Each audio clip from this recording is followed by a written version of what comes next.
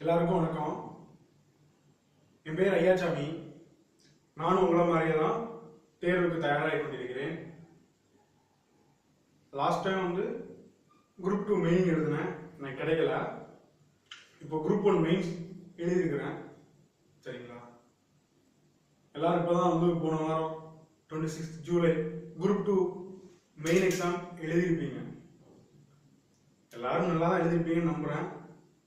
அது ஒன்றும் உங்களுக்கு ஏன்னா கேள்வித்தாள் ரொம்ப எளிமையாகவும் இல்லாமல் கொஞ்சம் கஷ்டம் டஃப்பாகவும் இல்லாமல் ஒரு மாடரேட்டாக இருந்துச்சு. சரிங்களா?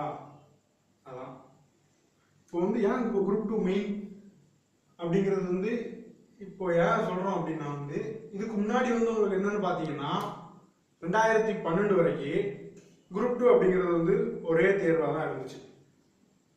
அதுக்கப்புறம் தான் அது அந்த டயத்தில் எப்படி இருந்துச்சு அப்படின்னா ஒரே தேர்வு, ஒரே எக்ஸாம் மட்டும்தான், 300 மார்க்கு, இன்டர்வியூ 40 மார்க்கு, 340 மார்க்கு, இந்த ரெண்டையும் சேர்த்து ஓவராலாக ஒரு லாங்குவேஜ் போடுவாங்க. அதில் முதல்ல வரக்கூடியவங்க இன்டர்வியூ போஸ்ட்டுக்கு போவாங்க, பின்னாடி ரேங்க்ல வரக்கூடியவங்க நான் இன்டர்வியூ போஸ்ட்டுக்கு போவாங்க. இப்படி தான் இந்த ப்ராசஸ் குரூப் 2 ப்ராசஸ் போய்கிட்டே இருந்துச்சு. அதுக்கப்புறம் என்னாச்சு அப்படின்னா ஒரு முன்னாள் சேர்மன் திரு நடராஜ் சார் வந்தாங்க இல்லையா, அவங்க வந்ததுக்கு அப்புறம் தான் என்னாச்சு அப்படின்னா இந்த எக்ஸாமோட பேட்டர்ன் மாற்றப்பட்டது. ஏன் மாற்றப்பட்டது அப்படின்னு நீங்க பாத்தீங்க அப்படின்னா நீங்க செக்ரட்டரியேட்ல போய் இல்லை வேற எங்கேயோ போய் ஒர்க் பண்றவங்களுக்கு ஒரு டிராஃப்ட் போட தெரியல, இந்த கட்டுரை மாதிரி எழுத தெரியல, இந்த மாதிரி விஷயங்கள்லாம் அவங்களுக்கு பிரச்சனை இருக்கு அப்படின்னு சொல்லி தான் அவங்களுக்கு இதை கொஞ்சம் மாற்றம் கொண்டு வரணும் அப்படின்னு சொல்லி கொண்டு வந்தாங்க. அதனாலதான் அதை குரூப் 2 இன்டர்வியூ நான் இன்டர்வியூ அப்படின்னு சொல்லி பிரிச்சாங்க. சரிங்களா?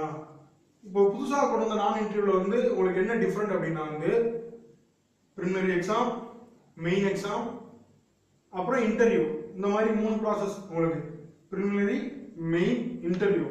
இதுல பாத்தீங்கன்னா அதே இதுல ப்ரிலிமினரி அதே 300 மார்க்ஸ், மெயின் அதே 300 மார்க்ஸ், இன்டர்வியூ 40 மார்க்ஸ். இதுல ப்ரிலிமினரி உங்களுக்கு என்ன அப்படின்னா ஒன்லி ஸ்கிரீனிங் டெஸ்ட். இது ஸ்கிரீன் டெஸ்ட் தான். ஆட்களை எண்ணிக்கையை குறைக்கிறதுக்காக இப்படிதான் ப்ரிலிமினரி. சரிங்களா?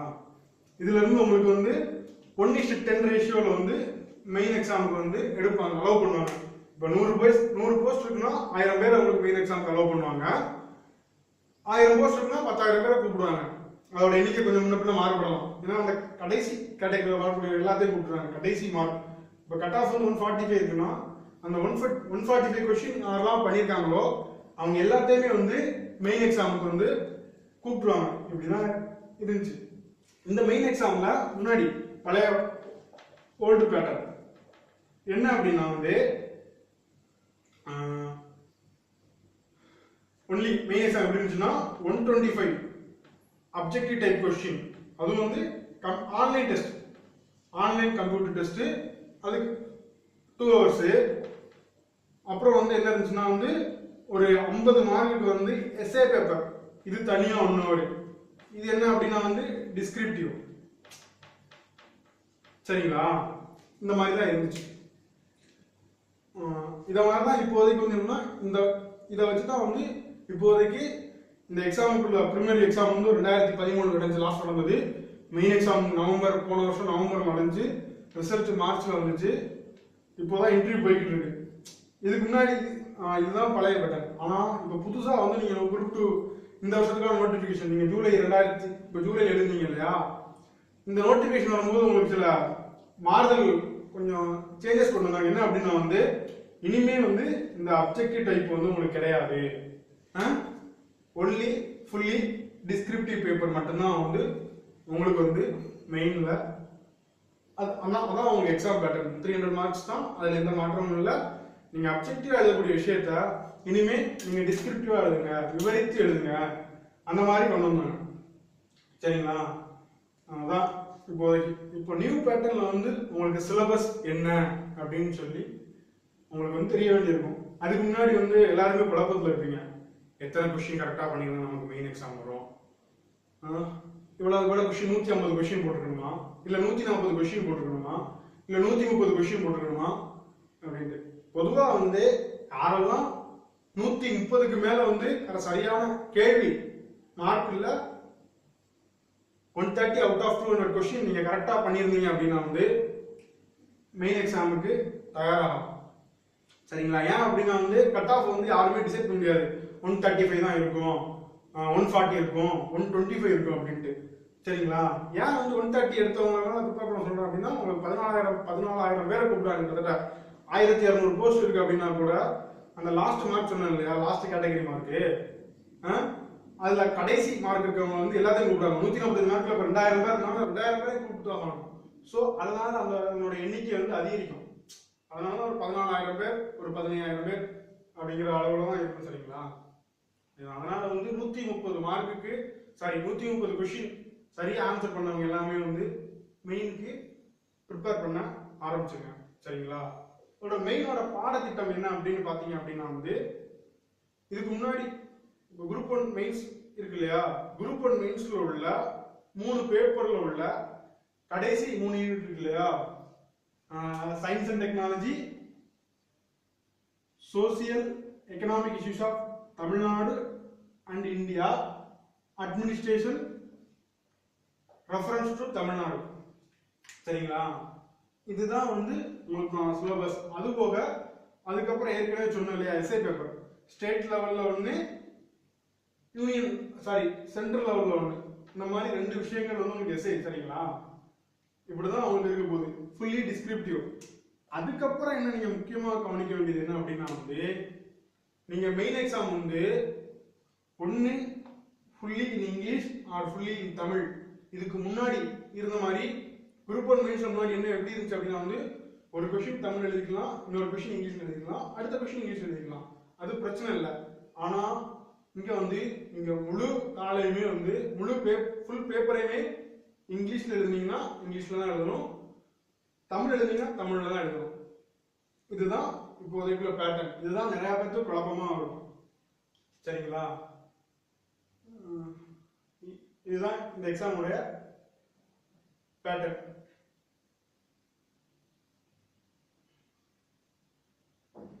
இப்போதைக்கு வந்து இதனுடைய பாடத்தில் என்ன சொல்லுங்க, science and technology, social economic issue, administration, reference to Tamil Nadu and union territories, இந்த மாதிரி கொடுத்துருக்காங்க. இப்போ நல்லா பார்த்தீங்க அப்படின்னா இதற்குண்டான பாட புஸ்தகங்கள் வந்து என்ன புக்கு, பிரெஸ்கிரைப்டு புக்கு, நம்ம என்ன படிக்கணுங்கிற குழப்பம் இருக்கும், எப்படி தயாராகணும் அப்படிங்கிற குழப்பம் இருக்கணும். ஏன்னா இதுக்கு முன்னாடி நீங்க எழுதின எல்லா தேர்வுமே வந்து அப்ஜெக்டிவ் டைப், இது வந்து டிஸ்கிரிப்டிவ் டைப். அதுவும் ஃபர்ஸ்ட் வந்து டிஸ்கிரிப்டிவா வைக்கிறாங்க குரூப் 2 மெயின்ஸுக்கு. ஸோ இந்த கொஸ்டின் பேட்டர்ன் எப்படி இருக்கும், எத்தனை கொஸ்டின் வரும், 3 மார்க்ல வந்து எத்தனை கொஸ்டின் இருக்கும், அப்புறம் வந்து 5 மார்க்ல எத்தனை கொஸ்டின் இருக்கும், 15 மார்க்ல எத்தனை கொஸ்டின் இருக்கும், எஸ்ஏக்கு எத்தனை மார்க் இருக்கும், 2 எஸ்ஏ எத்தனை மார்க் இருக்கும், நம்ம எத்தனை பக்கம் எழுத வேண்டிய இருக்கும், இந்த மாதிரி விஷயங்கள் எல்லாமே வந்து இப்போ உங்க எல்லாத்துக்கும் குழப்பம். இதை பத்தி நான் இப்போ உங்களுக்கு வந்து தெளிவா சிம்பிளா சொல்லிடுறேன். சரிங்களா?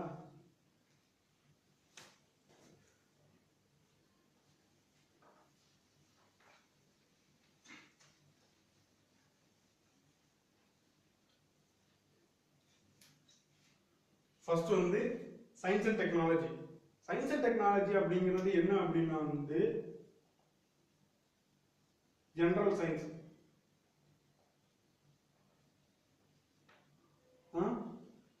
and recent development,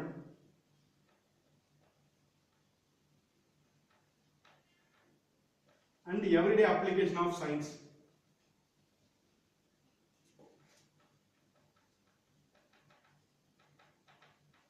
Application of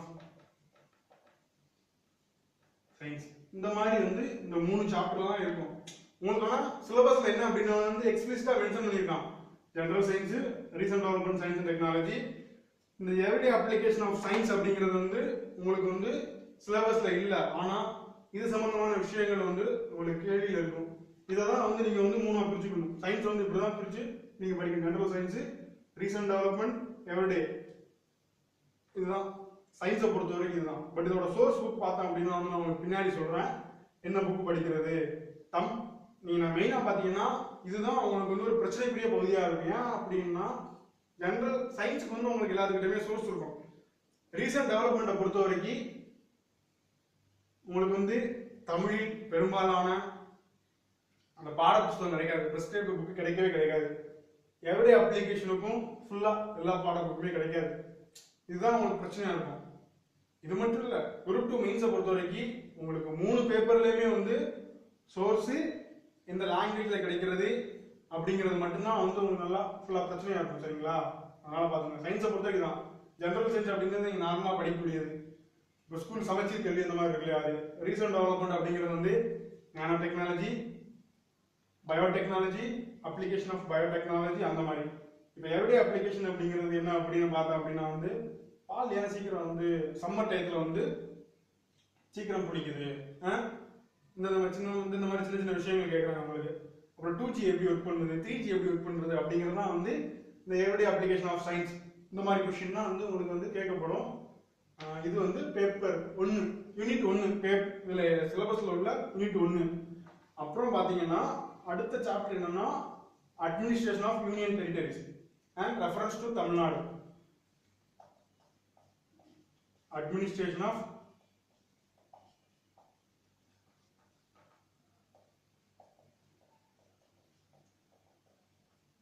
Union Territories, reference to Tamil Nadu. இதுதான் அடுத்த யூனிட். இதுல வந்து ஒரு கண்டென்ட் என்ன இருக்குன்னு பாத்தீங்கன்னா ஆர்கனைசேஷன். நல்லா பாத்துக்கோங்க, இதுல ரொம்ப தான் இருக்காது, 3 நீங்க ஈஸியா புரிஞ்சுக்கலாம். என்ன அப்படின்னா organisation structure of union government mean central government. அதே மாதிரி organisation structure of state government. அதே மாதிரி பட்ஜெட்டுங்க வார்த்தை சேர்த்துக்கோங்க. சரிங்களா? பட்ஜெட் அப்படிங்கிறத சேர்த்துக்கோங்க. இதோட இண்டஸ்ட்ரியல் மேப் ஆஃப் இந்தியா அப்படிங்கிறது. இந்த 3 மட்டும்தான், இந்த 3 விஷயங்கள். இதே மாதிரி தான் வந்து ஸ்டேட் லெவல்ல தமிழ்நாடை பொறுத்த வரைக்கும் வந்து organisation structure of state government, அப்புறம் வந்து பட்ஜெட் ப்ராசஸ், அப்புறம் வந்து என்னன்னா இண்டஸ்ட்ரியல் மேப் ஆஃப் தமிழ்நாடு. இதுக்கப்புறம் என்னன்னா புதுசாக உங்களுக்கு இதுல வந்து டிசாஸ்டர் மேனேஜ்மெண்ட் அண்ட் கவர்னன்ஸ், அப்புறம் பாத்தீங்கன்னா டிஸ்ட்ரிக்ட் அட்மினிஸ்ட்ரேஷன். சரிங்களா? இதுதான் சிம்பிளா சொல்றேன். இது ரெண்டுமே ஒரு 10 இந்த யூனிட்டுக்குள்ள ஒரு 10 டாபிக் கீழே வந்துடும். ஆர்கனைசேஷன் ஆஃப் யூனியன், ஃபங்க்ஷன், இந்த மாதிரி விஷயங்கள்லாம் வந்துடும். அதே மாதிரி ஸ்டேட் கவர்மெண்ட்டுக்கு இந்த மாதிரி விஷயங்கள் வந்துடும். அப்புறம் கவர்னன்ஸ், இன்ஃபர்மேஷன் டெக்னாலஜி, இது அப்புறம் வந்து இந்த இண்டஸ்ட்ரியல் மேப் ஆஃப் இந்தியா. இதுதான் வந்து பேப்பர் 2 உடைய கண்டென்ட். இதுக்குன்னு பாத்தீங்கன்னா உங்களுக்கு எந்த சோர்ஸுமே கிடைக்காது. நல்லா தெளிவா தெரிஞ்சுக்கோங்க, இது அட்மினிஸ்ட்ரேஷன் நாட் பொலிட்டி. நீங்க என்ன பண்றீங்க அப்படின்னா என்ன நினைச்சிட்டு இருக்கீங்க அப்படின்னா வந்து இது வந்து என்னன்னா பொலிட்டி, நம்ம வந்து லட்சுமிகாந்த் புக் படிச்சா போதும், இது ஃபுல்லா கவர் ஆயிடும் அப்படின்னு நினைக்கிறீங்க. இது ஒரு தப்பான அபிப்பிராயம். லட்சுமிகாந்த் புக்கு ஹெல்ப் பண்ணும், ஆனா வந்து உங்களுக்கு ஃபுல்லா ஹெல்ப் பண்ணுமான்னு சொல்ல முடியாது. இதுக்கு ரெஃபரன்ஸ் சோர்சஸ் இருக்குது, நான் பின்னாடி சொல்றேன். சரிங்களா? இது வந்து பேப்பர் 2 யூனிட் 2 உள்ளது. அப்புறம் யூனிட் 3 அப்படின்னு பாத்தீங்க அப்படின்னா வந்து socio economic, social economic status of Tamil Nadu and India. இதுதான் வந்து தேடிக்கிட்டு. சரிங்களா? இதுதான் உங்களுக்கு பிரச்சனை. இதுக்கு தான் வந்து நீங்க அதிகமா சயின்ஸ் அண்ட் டெக்னாலஜிக்கும் இதுக்கும் அதிகமா நீங்க படிக்க வேண்டியிருக்கும். இதுல பாத்தீங்க அப்படின்னா வந்து நீங்க என்ன உங்களுக்கு என்ன கண்டென்ட் இருக்கு அப்படின்னா வந்து poverty, unemployment, child labor, women empowerment, corruption related agencies, இந்த மாதிரியான விஷயங்கள் எல்லாமே இதுல இருக்குது. இதுதான் வந்து பேப்பர் 3 ஓட கண்டென்ட். நான் சிம்பிளா சொல்றேன், இது ஃபுல்லா இருக்கு. இதுலயுமே உங்களுக்கு என்ன அப்படின்னா வந்து ஃபுல்லா ஒரே புக்ல நீங்க கண்டிப்பா படிக்க முடியாது. எல்லா சோர்ஸுமே தமிழ்லயே இருக்காது, இங்கிலீஷ்லயும். தமிழ்லயே நீங்க எல்லா சோர்ஸும் சொல்ல முடியாது. பாதி இங்கிலீஷ்ல இருக்கும், பாதி தமிழ்ல இருக்கும். பவர் என்னோட ஒரு புக்ல படிப்பீங்க, சைல்டு லேபர் ஒரு புக்ல படிப்பீங்க, உமன் எம்பவர்மெண்ட் ஒரு புக்ல படிப்பீங்க. இந்த மாதிரி வித்தியாசமான விஷயங்கள் எல்லாமே நீங்க வித்தியாசமான இடத்துல படிக்க வேண்டியது. சரிங்களா? இதுதான் 3 பேப்பரோட இது. அப்புறம் வந்து எஸ்ஏ பேப்பர். அது முதல்ல சொன்ன மாதிரி தான், ஸ்டேட் லெவல்ல ஒண்ணு,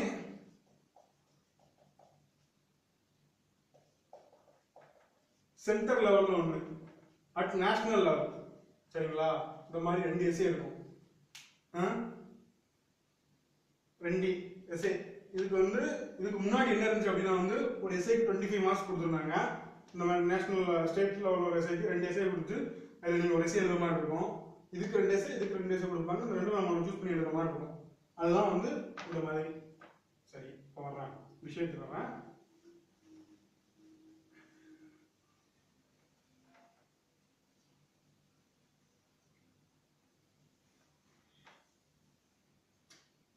எல்லாருமே புக்கை வச்சு படிச்சிருவீங்க, எல்லாமே பண்ணிடுவீங்க. எப்படியாவது உங்களால வந்து எப்படினாலும் உங்க எல்லாத்தாலையுமே வந்து ஒரு 60% போர்ஷனை நீங்க வந்து எப்படி சோர்ஸ் நெட்ல ரெஃபர் பண்ணியோ இல்ல நிறைய புக்குகள் படிச்சோ ரெஃபர் பண்ணுவீங்க. இந்த குரூப் 2 மெயினா வந்து உங்களுக்கு மெயின் எக்ஸாமை பொறுத்த வரைக்கும் நீங்க எவ்வளவு படிச்சிருக்கீங்க அப்படிங்கிறது முக்கியம் இல்ல, என்ன படிச்சிருக்கீங்கிறது முக்கியம் இல்ல, பிரசன்டேஷன்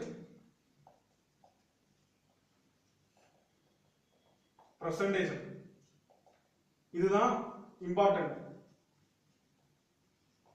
சரிங்களா? பிரசன்டேஷன் நீங்க வந்து பேப்பர்ல என்ன எழுதுறீங்க அப்படிங்கறதா மேட்ரு. நீங்க 30 வார்த்தைக்கு 30 வார்த்தை எழுதுனா உங்களுக்கு மார்க் கொடுக்க போறது கிடையாது. அதே மாதிரி என்னென்ன கேள்விக்கு கரெக்டா ஆன்சர் பண்ணீங்க கொடுப்பாங்க, இல்லைன்னு சொல்லல. நீங்க பிரசன்ட் பண்றதை பொறுத்து உங்களுடைய மார்க் கூடும். எல்லாருமே வந்து பொதுவா நீங்க எப்படி எழுத ஆசைப்படுவீங்க? பொதுவா எல்லாரும் 2 டைப்பா எழுதுவாங்க. ஒருத்தவங்க வந்து என்ன அப்படின்னா வந்து ஃபேக்டா வச்சு எழுதுவாங்க, இன்னொருத்தங்க கான்செப்டை வச்சு எழுதுவாங்க. சரிங்களா? பட் டிஎன்பிஎஸ்சியை பொறுத்த வரைக்கும் நீங்க என்ன பண்ணணும் அப்படின்னா வந்து மெயினா ஃபேக்ட் ரிலேட்டடா மட்டும்தான் வந்து அதிகமான மார்க் கிடைக்கும். நீங்க கொடுக்குற கான்செப்ட் எல்லாமே சரியா இருக்கும், எல்லாமே இருக்கும். இருந்தாலும் வந்து அங்க ஃபேக்ட்டுக்கு வந்து கொஞ்சம், இப்போ நீங்க கான்செப்ட் எழுதிருக்கீங்க, உங்களுக்கு 2 மார்க் கொடுப்பாங்க ஒரு கொஸ்டினுக்கு. இங்க என்ன ஆகுதுன்னா அதே மாதிரி உங்களுக்கு ஃபேக்ட் கான்செப்ட் கொஞ்சம் எழுதி ஃபேக்ட் எழுதினா உங்களுக்கு 4 மார்க் கிடைக்கும் இந்த இடத்துல. சரிங்களா? இதுதான் மெயின் எக்ஸாமை பொறுத்த வரைக்கும் இது. அப்புறம் வந்து எப்படி நீங்க வந்து பிரசன்டேஷன் வந்து என்ன எப்படி இருக்கணும் அப்படின்னா வந்து தெளிவா இருக்கும். உங்களுக்கு இன்ஸ்ட்ரக்ஷன்லாம் கொடுத்துருக்காங்க, அதுல நல்லா பார்த்துக்கோங்க. நீங்க சில சிம்பிள்ஸ்லாம் நீங்க யூஸ் பண்ணக்கூடாதுங்க. ஸ்டாரு, இந்த மாதிரி ஸ்டாரு, ஆரோ மார்க்கு, அப்புறம் இந்த மாதிரி முட்டை போட்டு எழுதுறது, இந்த மாதிரி கட்டன் போட்டு எழுதுறது, இந்த மாதிரி எல்லாம் எழுதுனீங்கன்னா உங்க பேப்பரை ஃபுல்லா அடிச்சு வச்சிருவாங்க. ஸோ இதெல்லாம் நீங்க அவாய்ட் பண்ணிருங்க. நீங்க வந்து டிஸ்கிரிப்டிவ் பேப்பர்ல வந்து பெரும்பாலும் நீங்க பாயிண்ட் எஸ்ஏ மாதிரி ஒரு கன்வென்ஷனல் டைப்பா எஸ்ஏ மாதிரி எழுதாம பாயிண்ட் சொல்லிடுறேன் ஒரே நிமிஷம். எப்படி எழுதணும் அப்படின்னா வந்து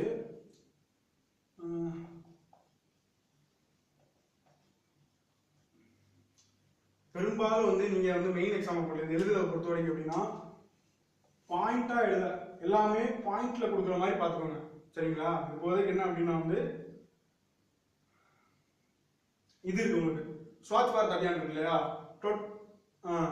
அந்த விஷயத்தை எடுத்துக்கோங்க. ஸ்வச் பாரத் அபியான் பத்தி ஸ்வச் பாரத் அபியான் அப்படின்னு கேட்டீங்கன்னா எழுதுவாங்க எப்படி? Swachh Bharat Abhiyan பிரதமரால்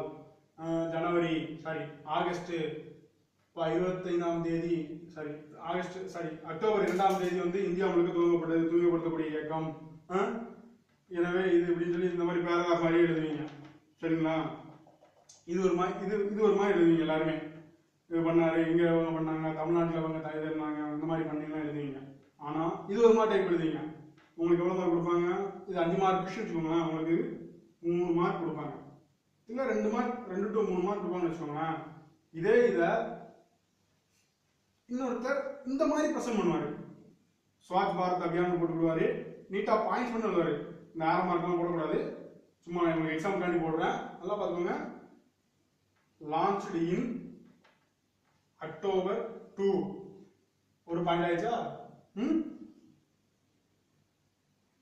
by Prime Minister Narendra Modi.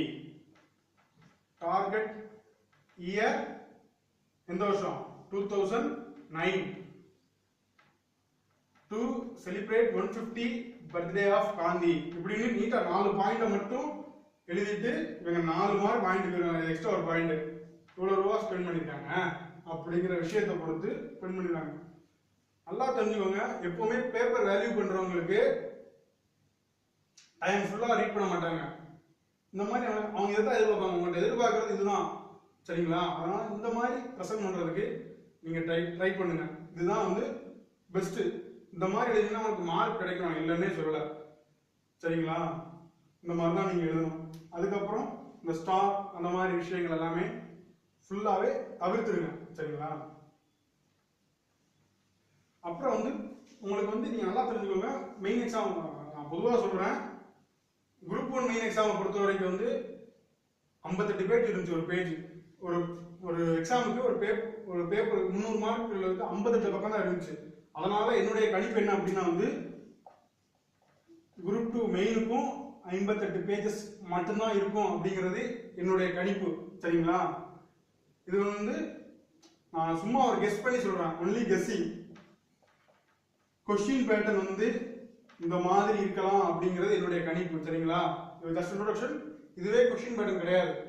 நீங்க நல்லா தெரிஞ்சுக்கோங்க, நீங்க 3 மணி நேரத்துல 58 பக்கத்தை எழுதணும் அப்படிங்கறதுதான் உங்களுடைய நோக்கமா இருக்கணும். ஃபர்ஸ்ட் திங், நீங்க இந்த எக்ஸாம் இல்ல, டிஎன்பிசி குரூப் 1 மெயின்ஸ் எழுதினாலும் சரி, எந்த எக்ஸாம் டிஸ்கிரிப்டிவ் பேப்பர் எழுதினா கூட நீங்க வந்து ஃபர்ஸ்ட் பேப்பர் கம்ப்ளீஷன் தான் உங்களுடைய பிரைம் எய்மா இருக்கணும், சரிங்களா? அதுதான் ஃபர்ஸ்ட் திங். நீங்க இதோட கொஸ்டின் நான் என்ன இருக்கட்டும், இந்த கொஸ்டின் வந்து நான் இப்படிதான் இருக்கும் அப்படிங்கிற மாதிரி சொல்றேன். ஏன்னா கணிப்பு குரூப் 1 மெயின்ஸை பொறுத்த வரைக்கும் 3வது பேப்பர்ல, தேர்ட் பேப்பர்ல வந்து கொஸ்டின் பேட்டர்ன் சேஞ்ச் ஆகும். உங்களுக்கு என்ன அப்படின்னா வந்து 30x3 மார்க் கேள்வியில வந்து 33 மார்க் கொஸ்டின், சரிங்களா? இது 90 மார்க் இருக்கும். அடுத்த இது என்ன அப்படின்னா வந்து அங்க வந்து என்ன இருக்குன்னா உங்களுக்கு 8 மார்க் கொஸ்டின் 15 கொஸ்டின் இருக்கும். என்னுடைய கணிப்பு என்ன அப்படின்னா இங்க உங்களுக்கு 8 மார்க் கொஸ்டினா கேட்காம 5 மார்க் கொஸ்டினா கேட்கலாம் அப்படிங்கிறது என்னுடைய கணிப்பு. 15x5 இதை நீங்க 8 மார்க்காக கன்சிடர் பண்ணிக்கோங்க, 15 மார்க்காக கன்சிடர் பண்ணிக்கோங்க. இந்த ரெண்டும் கண்டிப்பா இது 5 மார்க்காவோ 8 மார்க்காவோ இருக்கலாம். வேர்ட்ஸ் வந்து 100 வேர்ட்ஸ் கண்டிப்பா இருக்கும், இது 30 வேர்ட்ஸ், சரிங்களா? நல்லா வச்சுக்கோங்க. 15 கொஸ்டின், இது மார்க், சரிங்களா? இது வந்து உங்களுக்கு வந்து 5 மார்க் கொஸ்டின் 5 வச்சுக்கோங்க, இதுக்கு வந்து ஒரு 75 மார்க்ஸ், சரிங்களா? இதுக்கு அப்புறம் வந்து இது பார்ட் 1 இருக்கலாம், இது பார்ட் 2 இருக்கலாம், அப்புறம் பார்ட் 3 எப்படி இருக்கும் அப்படின்னா வந்து 15 மார்க் கொஸ்டின் வந்து 5 கொஸ்டின் இருக்கலாம், சரிங்களா? இது என்ன ஒரு 75 மார்க். இப்போ எவ்வளவு ஆச்சு? 75 75 90 240 மார்க்ஸ் ஆச்சு. சரி, ரிமைனிங் என்ன இருக்கு? எஸ்ஐ பேப்பர் இருக்கு இல்லையா? என்னுடைய கணிப்பு என்னன்னா இந்த வட்டம் உங்களுக்கு வந்து எஸ்ஐக்கு வந்து கூடுதலா ஒவ்வொரு எஸ்ஐக்கு 5 மார்க் கொடுத்து 2x30 கொடுத்து 60 மார்க் கொடுத்தாங்க அப்படின்னா டோட்டலா 300 மார்க் வந்துடும் உங்களுக்கு.